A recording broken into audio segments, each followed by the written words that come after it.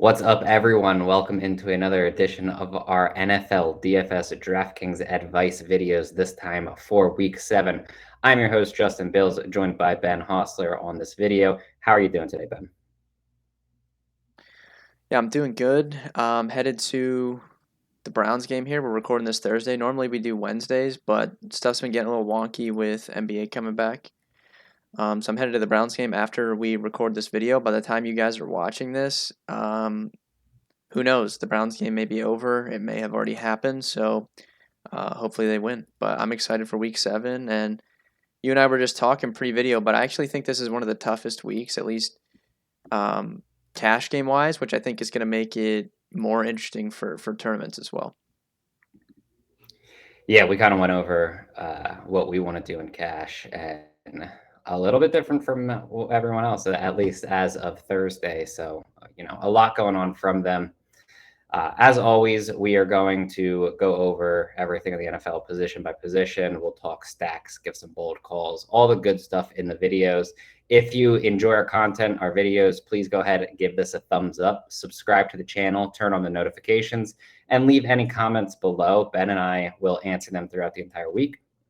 One of the big reasons you want to turn on notifications now is that we're doing daily podcasts for NBA, but Ben is also doing live Q&As before the slate starts. Generally, it's about an hour before the NBA slate, but the notifications will allow you to get into that and you won't miss it because obviously you can't just watch that at any point. I know this is an NFL podcast, though. Ben is coming off a massive NBA night last night. Looked outstanding early in the slate. We've performed well in NFL as well. So you can follow and tail all of our core plays at dfskarma.com. Just check under the pricing tab and you can get all that good stuff. Or it will all be located below in the description of this video. Also, we have betkarma.com if you're more into sports betting than the DFS type of stuff. That is a great place where you can go to get some information on everything that's happening in the week. But I do believe we can start this podcast out at quarterback. Ben, talk to me about what you're looking at for QB. Yeah, quarterback, at least for me right now, looks to be a pretty tight pool. I think far and away number one. I'm not sure if I'll end up there in cash games. We'll have to wait and see, but I think just raw overall, my favorite overall play on the slate's Patrick Mahomes. Um, was all over him last week. He was lower owned than some of the other options, which is kind of what we expected going into that slate. But I don't know, like we've seen a lot of talk about how he hasn't been as good this year. If you look at his numbers this season, this far in the season compared to last season, he's actually been slightly better. It's the only department that he's been worse in is interceptions. Four of his Yep. interceptions have come on tip balls, one of which was last week, and then he had another one where they were trying to score at the end of the first half, and he dropped the snap and then didn't have a grip on the ball and just threw it up, and it got picked. Like, he's just getting unlucky. He's still third in the NFL in pass attempts, and Tennessee, their secondary already is one that we wanted to attack. They've given up the fifth most fantasy points per game to quarterbacks this season. They lost Christian Fulton to IR, and then in that Monday night game against the Bills, they also lost Farley, their number one pick in this past year's draft at corner. So banged up secondary that already wasn't super good to begin with. 58 over under. It's not going to be any secret, but I'm going to be overweight on Patrick Mahomes this weekend. Outside of him, I think for cash, the conversation's Lamar or Hurts. I'm kind of leaning towards Hurts. I think the pace of that game is a little bit better. They both obviously have similar rushing upside, so I'm going to say Hurts is my number two. And then my number three favorite play on this slate is the Matt Stafford revenge narrative at home against the Lions. I do think he'll be lower owned than both Mahomes and Hurts. Little game script worries there, but I mean, it wouldn't shock me if McVay just lets him, throw the ball around right and against his former team. And he's been really good fantasy wise for the whole season. So I think that's really my favorite three, other than Lamar or someone like Brady, who Brady's leading the league in pass attempts, right, which is crazy. You can use him. It's a tough matchup, but you can use him every slate. Other than those guys, it's a pretty clear pull for me, except for one other guy that I think is a good pivot. But I'm gonna wait and see if you talk about him. Yeah, so I mean, there's a few. I think you outlined it really well. Those are all my top options as well. I'm specifically now talking towards tournaments. I think one guy that you can kind of just use because game script should be on a side, the type of game environment it is. Ryan Tannehill. We know that he has upside. He hasn't flashed very much this season, but we all know that it's there from last year. If Kansas City does get up early, Tannehill's going to have to air it out. You now have Julio and AJ Brown back, so this could be a good kind of get right spot for Tannehill. The two options that I really like, number one, Aaron Rodgers. He gets a plus matchup against Washington. They are leading the NFL in air yak allowed. The big problem is that Aaron Rodgers, for whatever reason, isn't at any type of a discount, even though he hasn't, flashed as much as we kind of know that Aaron Rodgers can. So I do think that he's very solid in tournaments. I think he's way too expensive for cash games, though. And it's very clear that Green Bay doesn't really have any issues with kind of limiting what he's doing. He saw, 23 attempts against Chicago. He saw under 30 against Detroit and New Orleans.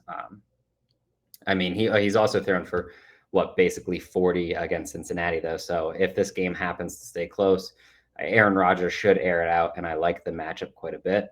The other guy that I like, and it's for way too cheap, is Matt Ryan at 5,700.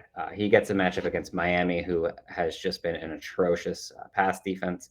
They rank, I believe, third last in air yak allowed. So just another really good matchup. And I wrote it in my bet article today that the public perception of Matt Ryan is that he's completely cooked. All of that came from struggles week one against the Eagles, who we actually know don't have that bad of a pass defense. Obviously, they struggled with touchdowns when Mahomes was on the field, but they gave up less than 300 yards against him. They gave up less than 300 against Brady. So Matt Ryan throwing for 164 in the first game isn't really something that I'm overly concerned about. We saw him throw for 283 and 4 against Washington. He threw for almost 350 last week. So there's plenty of upside to Matt Ryan, who is still priced at 5,700, which is I just feels a bit too cheap to me. So Aaron Rodgers and Matt Ryan are probably my two favorite tournament options.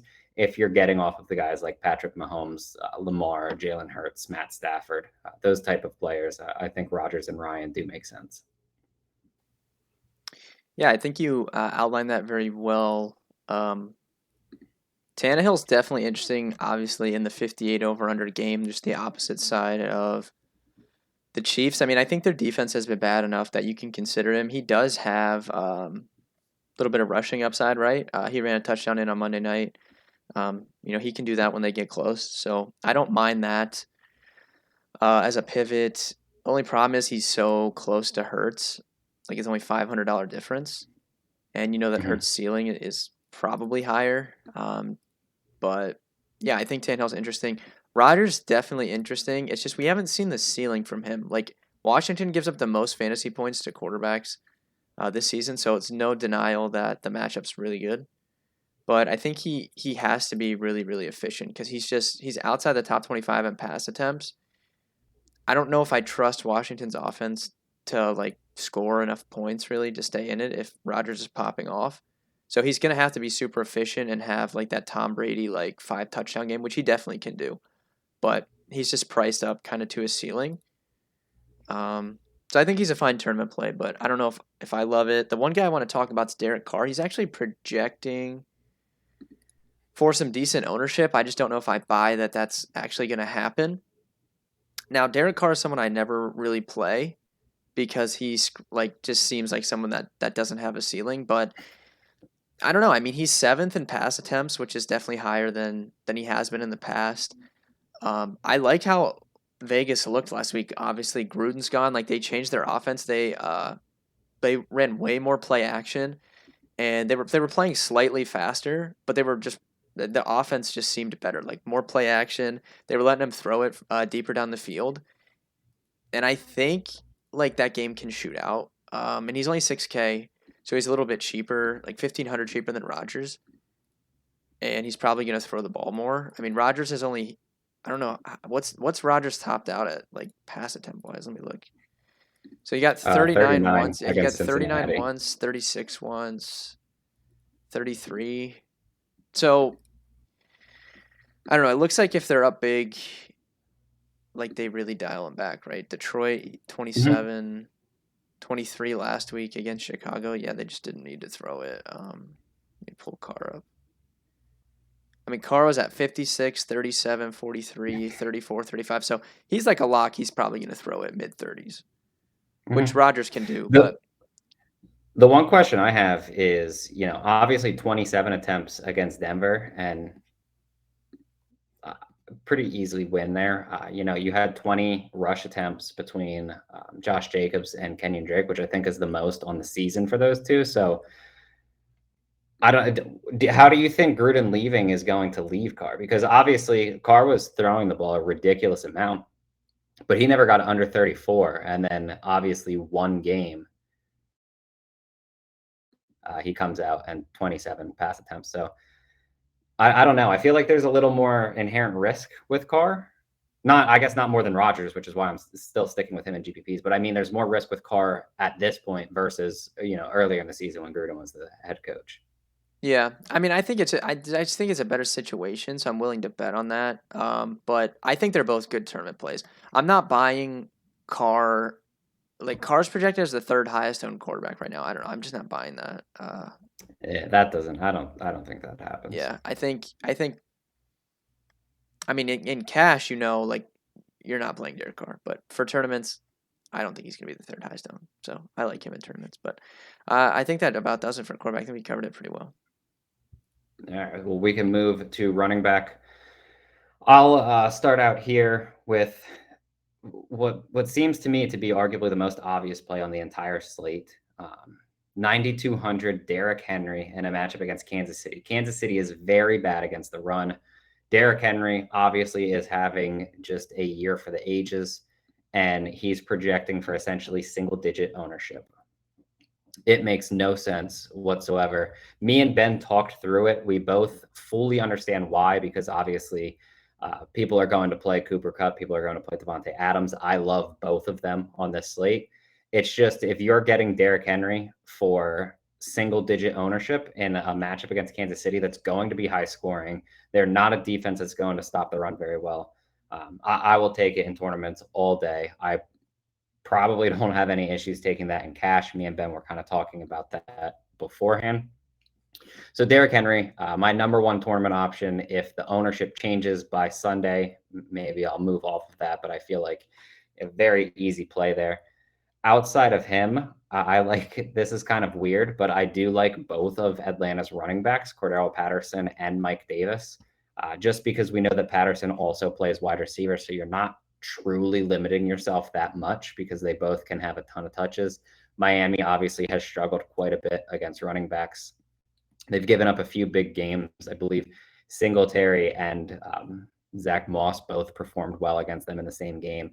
And they're both strictly running backs to the point where Mike Davis, when he's in the game and getting snaps at running back, Cordero Patterson is just going to split out wide. So I think either of those two can be used. I even think if you want to pair them with Matt Ryan and just this weird GPP, it's not the worst idea, just because both can catch the ball. I wouldn't really go there. And, if you're playing one team, use that trio as the one that you're using. But I do think if you're running basically like 150 lineups, utilizing it in one is going to be unique because no one else is going to do that. Outside of them, I mean, there are a few chalkier options. Darrell Henderson is pretty obvious. Chuba Hubbard at 61, I feel like is very solid. You have a few other guys, Leonard Fournette, Darrell Williams. They all are projecting for a little bit of chalk. One guy that I do like, and this assumes that Saquon Barkley is out once again, is Devontae Booker. He's 5,500, which is just super cheap. Since taking over for Barkley, 19 touches against Dallas. He had 16 touches last week against the Rams in just a massive loss. So his role is pretty set if Barkley's out. And the way that you're going to beat or compete with Carolina is most likely on the ground. You're not going to be throwing all over them. They have one of the better pass defenses in the NFL. So they're going to make you run the ball, and Booker can be a volume option at only 5,500. So I do think that he is going to be valuable in tournaments, but only if Barkley's out, obviously. And if Barkley plays, I understand the want to play him, but at 6,700, it's hard to use him on that type of an ankle. So I probably avoid Barkley if he's able to suit up this week. What are you looking at running back? Yeah, this is like the number one thing we talked about on the cash process this week. Like, you have Henry at 9,200 on DraftKings. Next closest is Aaron Jones at 7,500, and then no one else is above 7K. So it's super weird running back week.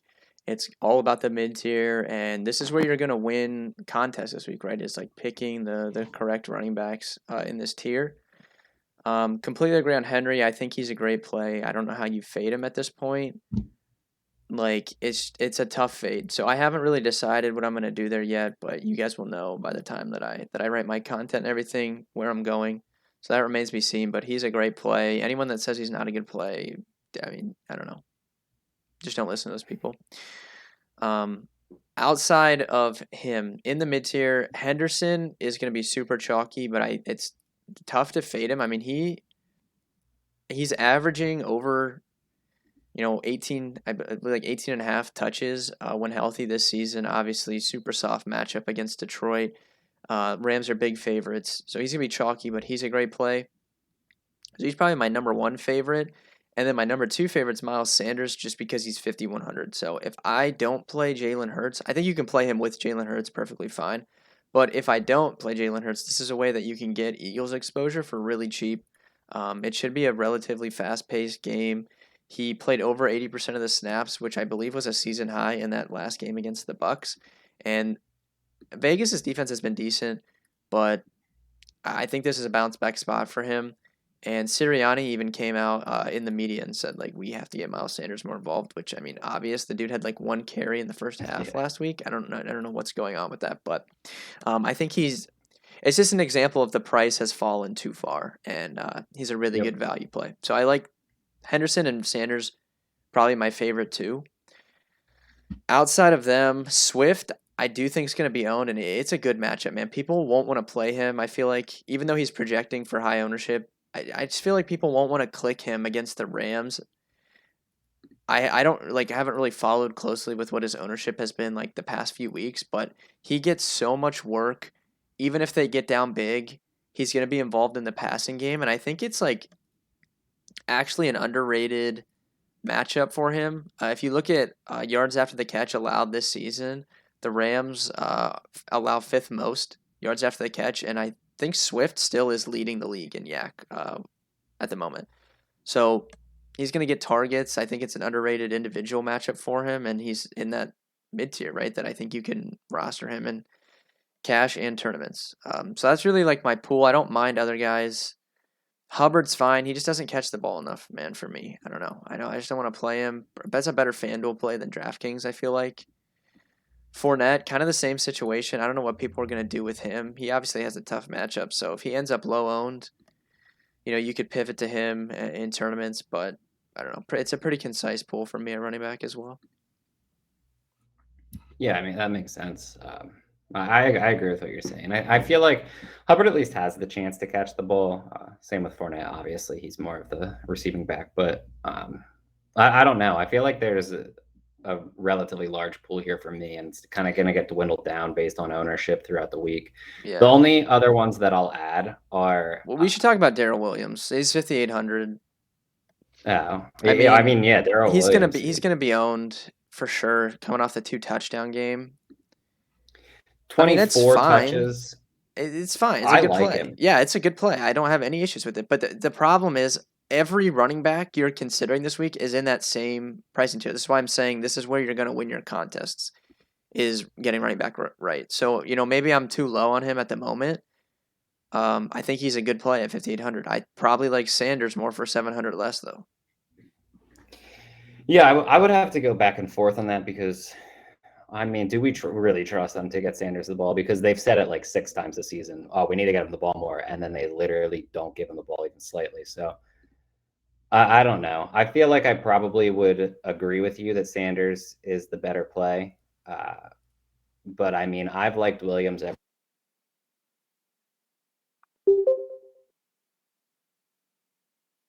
Are you there?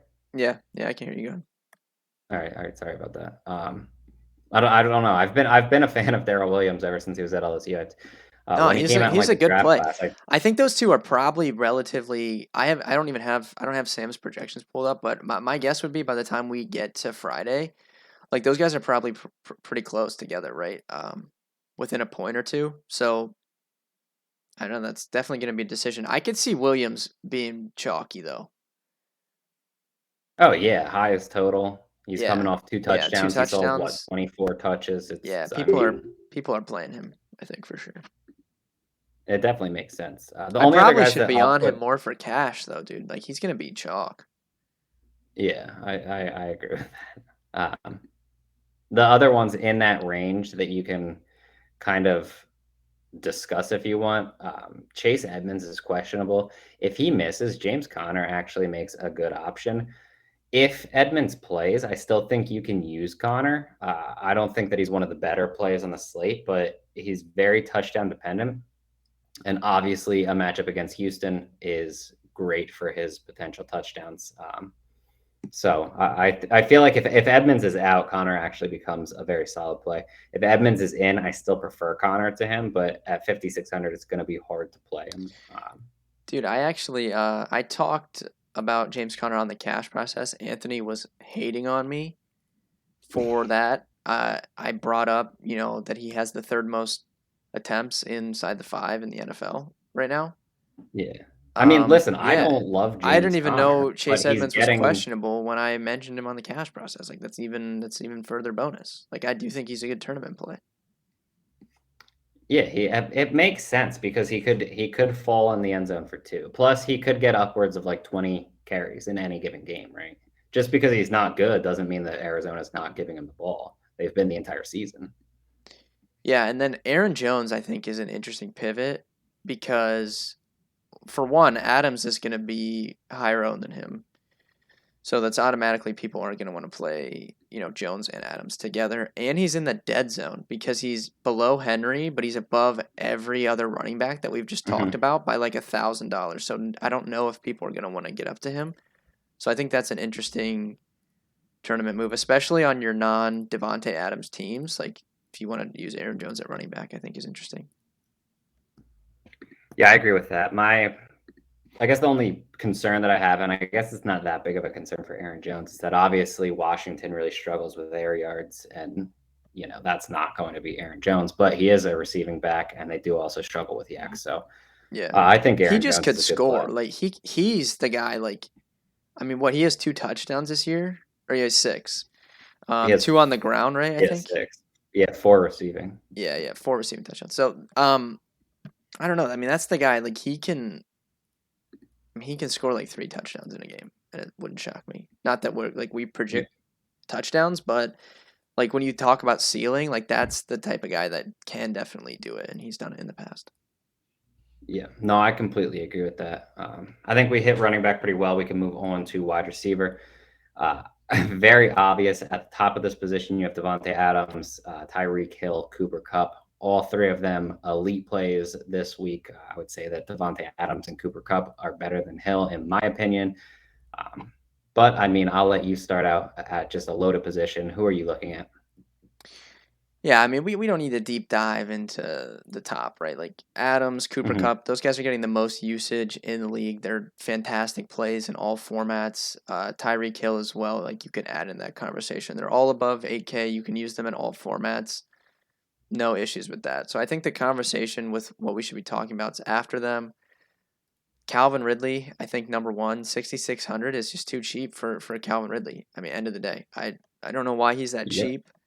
Um, I think you can use him in all formats. Uh, I like I like a lot of the mid tier guys, like the 5 to 6K guys. Like I think Jacoby Myers is a great play once again. He actually scored last week and it got called back. So he like He's like You finding can't new get it. ways to not. He's 2 weeks ago he got tackled at the one. Last week he scores and gets called back. Like you can't make this stuff up. But I think he's still a good play at 5,300. I think it's too cheap for the work that he gets, and eventually he's gonna pop for like the 2 touchdown game. So I think you can certainly play him again. Outside of him, I don't know where you're looking. Like I'll let you give like your favorite plays. I just don't like. I think all like the other high price guys, like outside of the big three that we were talking about, like it's just gonna be stacks for me. Or like if I'm really looking to differentiate, but I don't have a ton of conviction on those guys as of right now. Like if you want to use a Tennessee guy on the opposite side of Kansas City, I think that's smart, especially if you're not using Henry. If you want to Mhm. use a Tampa Bay guy, I think that's fine. It's a tough matchup, but Antonio Brown's questionable, so him being out, I think would obviously would bump those guys up a little bit. So I think sub 5K, there's a lot of options there. So I'll let you give your pool first, and then we can kind of talk through the value a little bit. I think. All right, I'll keep mine above 5K at this point. One, I think AJ Brown's a really good play on the opposite side of Kansas City.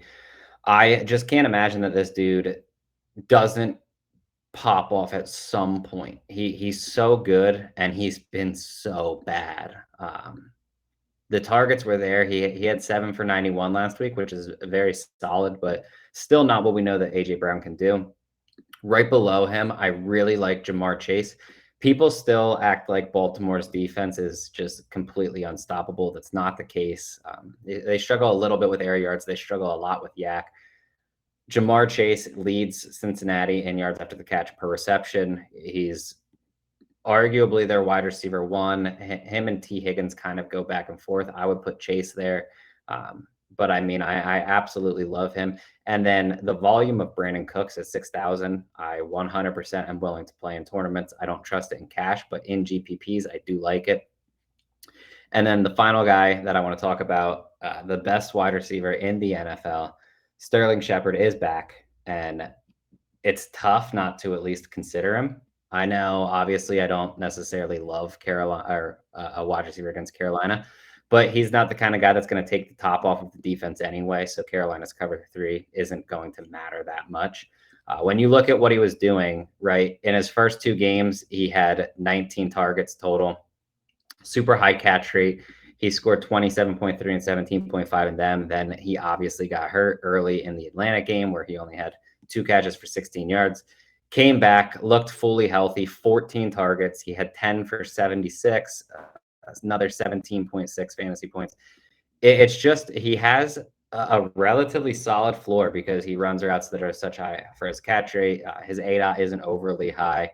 And if he finds the end zone, he's hitting his ceiling as well because there's so many targets there for him. So I do think that Sterling Shepard's a really good option. I think he'll be even better if Kadarius Toney is ruled out, which I don't know if you've seen anything, but last I heard, it's unlikely that he plays this week. So Yeah, for me, it Sterling looks Shepard. like Tony out.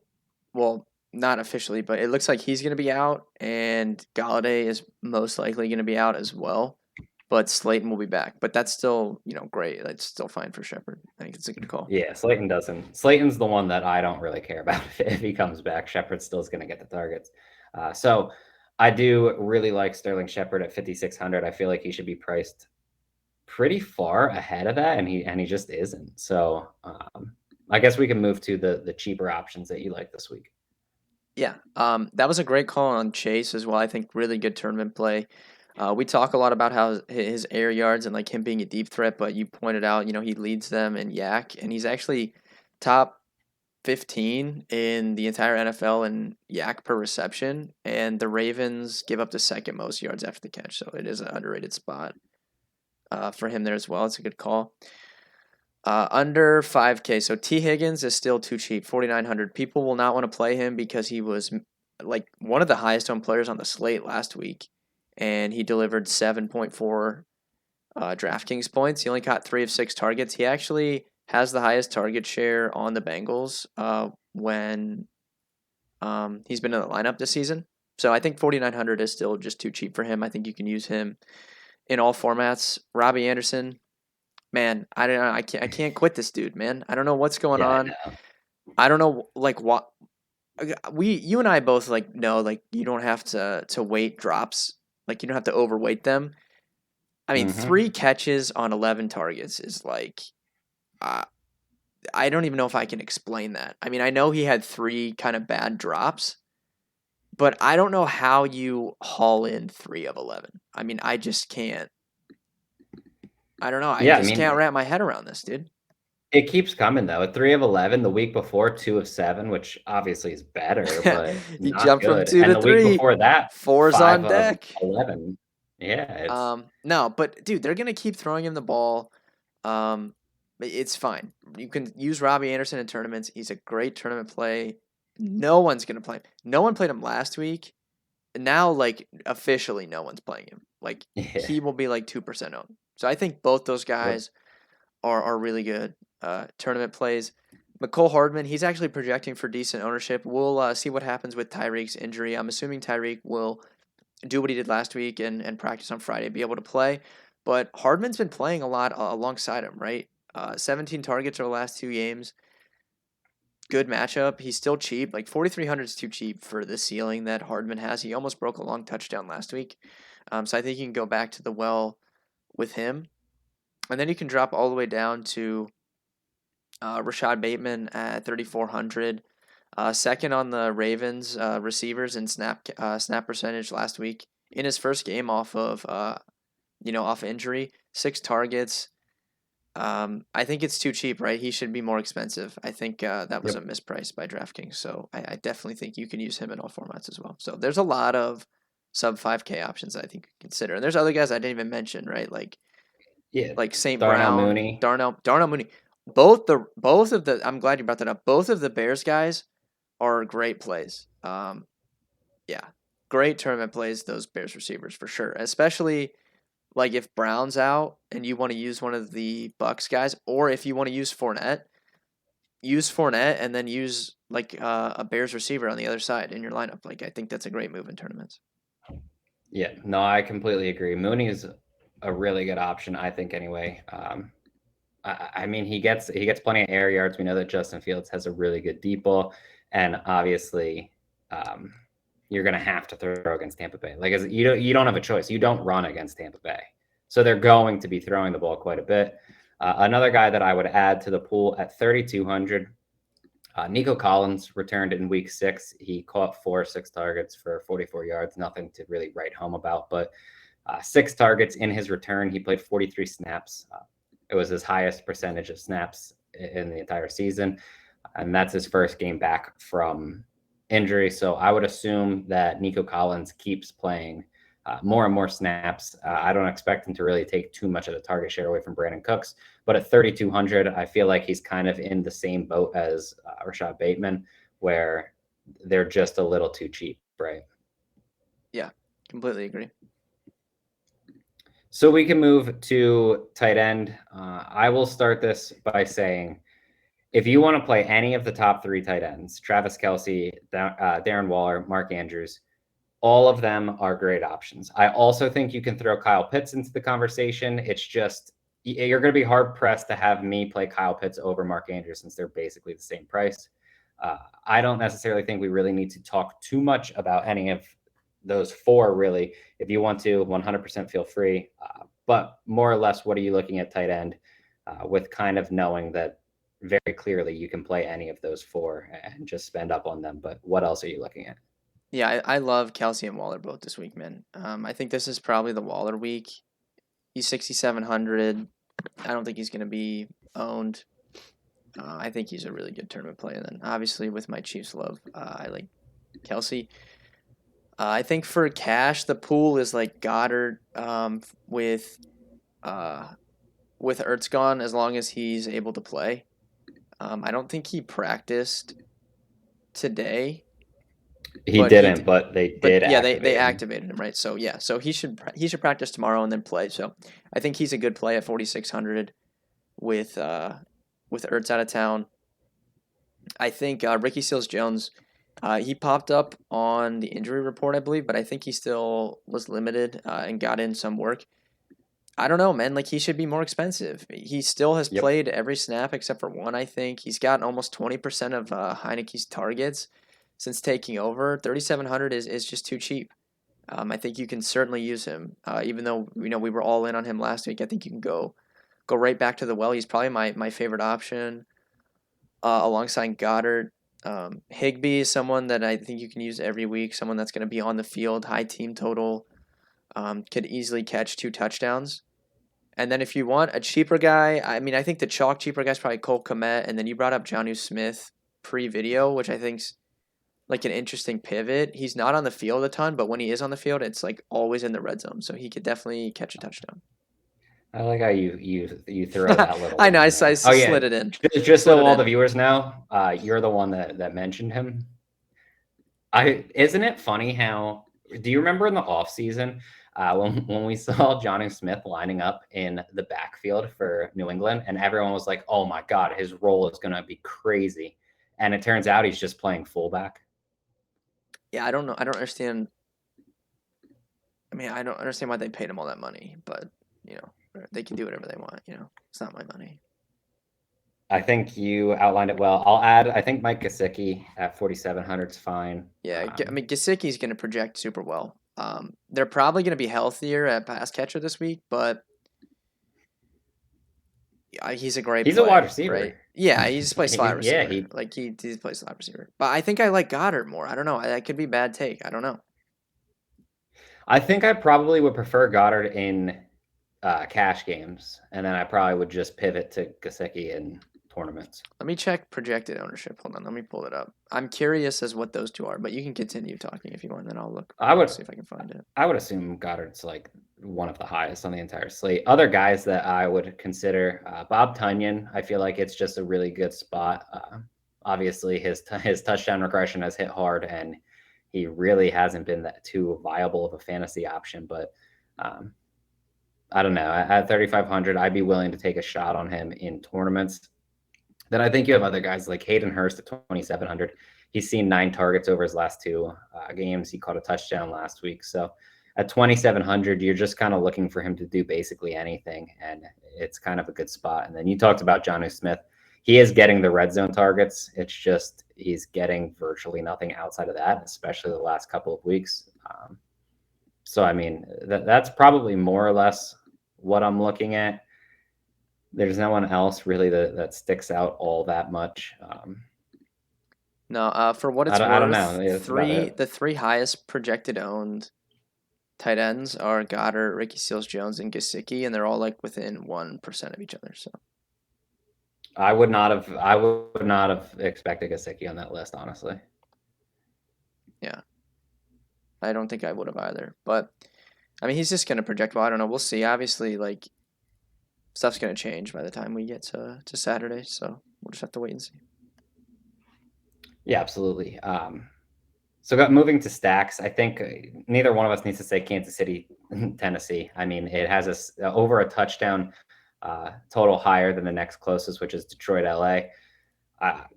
Very clearly, stack up Kansas City, Tennessee. Feel 100% free. Looking for lower owned stacks, I think more or less 2 kind of stick out to me. I think one is Atlanta, Miami. I feel like that game could turn into a little bit more of a shootout. And then 2 is Philadelphia, Las Vegas. We kind of talked about that game quite a bit, and it just makes sense that game has a ton of fantasy potential in it. But what stacks are you looking at here? Yeah, I'm gonna be way overweight on the Chiefs. Definitely don't need to really discuss that. I think for tournaments or like larger field stuff, I think Tua is interesting. We didn't really talk about him at quarterback, but I think you can use a Dolphin stack, run back with Calvin Ridley or Kyle Pitts, like whatever you want to do there. I think that's a perfectly fine stack in tournaments. I like the Derek Carr to Darren Waller stack in tournaments, and then Stafford. I think you can easily, like if you want to just play tournaments, don't use Henderson and double stack Matt Stafford. I think is a good stack as well. Yeah, that makes sense. Moving to the final part of this, give me a bold call for the week. Yeah, I want to do like a Chiefs bold call, but I don't know like if it would be like bold, because Are you saying like 58. 600? Well, I was gonna say like 5 touchdowns from Mahomes, but I don't even know if that's bold, so I'm not gonna do that. And I'm gonna say Miles Sanders rushes for 100 yards and 2 touchdowns. That is bold. Yeah, that's pretty bold. I'm going Calvin Ridley drops 120 and 2. So Nice. I hope he does. I guess just plug in Miles Sanders, plug Plug in in Calvin Calvin Ridley. Ridley. There You're you going to go. have some money to spend elsewhere. Thank you for watching once again. DFSkarma.com for all of our free content. Ben's article is now a core plays article, which is absolutely fantastic. Highly recommend reading that. I have dropped my game theory article. We have more pieces coming out as well. I believe Joey's wide receiver cornerback matchups is up as well. Everything you could need is in the description for all the links or anything that you could possibly want to find. Thank you for watching. Again, if you enjoyed the video, give us a thumbs up, subscribe to the channel. Comment any questions that you guys have or any comments, and we will respond throughout the week. But thank you for watching and good luck this weekend.